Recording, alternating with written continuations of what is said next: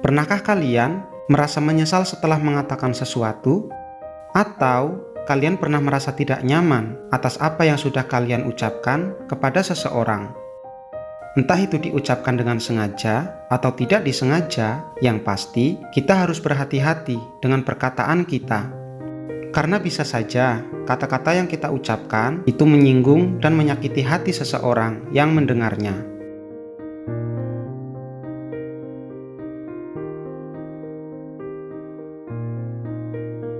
Perkataan yang tidak baik bisa merusak suasana hati seseorang dan bahkan membentuk persepsi buruk tentang diri kita. Ketika kita berbicara di depan umum seperti pidato atau presentasi, perlu juga diingat bahwa kata-kata kita dapat mempengaruhi pandangan orang lain terhadap topik yang kita sampaikan. Namun, tidak hanya dalam situasi formal, kata-kata yang kita ucapkan dalam percakapan sehari-hari juga memiliki dampak yang sama. Ketika kita berbicara tanpa mempertimbangkan dampaknya, bisa saja kita menyakiti perasaan orang lain, atau bahkan bisa memicu terjadinya konflik. Sebaliknya, ketika kita berbicara dengan hati-hati, kita bisa menghindari konflik yang tidak perlu, seperti mengungkapkan pendapat atau mengkritik seseorang, tetapi dengan cara yang sopan dan menghargai perasaan orang lain dapat membantu menciptakan lingkungan yang harmonis. Luka yang ditimbulkan oleh kata-kata yang kita ucapkan tidak tampak secara fisik, namun bisa meninggalkan bekas di dalam hati seseorang. Ingatlah, setiap kata yang keluar dari mulut kita tidak bisa ditarik kembali. Setiap perkataan yang kita ucapkan mempunyai konsekuensi yang tidak bisa kita kendalikan.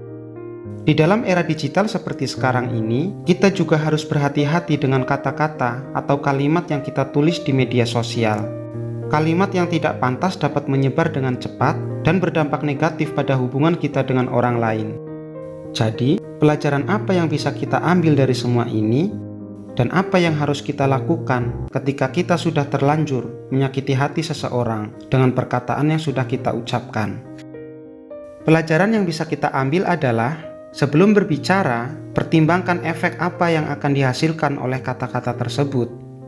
Dan kita harus membiasakan diri menjaga mulut kita agar tidak seenaknya dalam berucap. Dan apabila kita sudah terlanjur menyakiti hati seseorang dengan perkataan yang sudah kita ucapkan, kita harus meminta maaf dan berusaha menjelaskan maksud serta tujuan kita. Kesimpulannya, berhati-hatilah dengan perkataanmu. Pepatah mengatakan, mulutmu adalah harimaumu. Apabila kamu tidak bisa mengontrol perkataan dari mulutmu, maka perkataan itu akan menerkammu.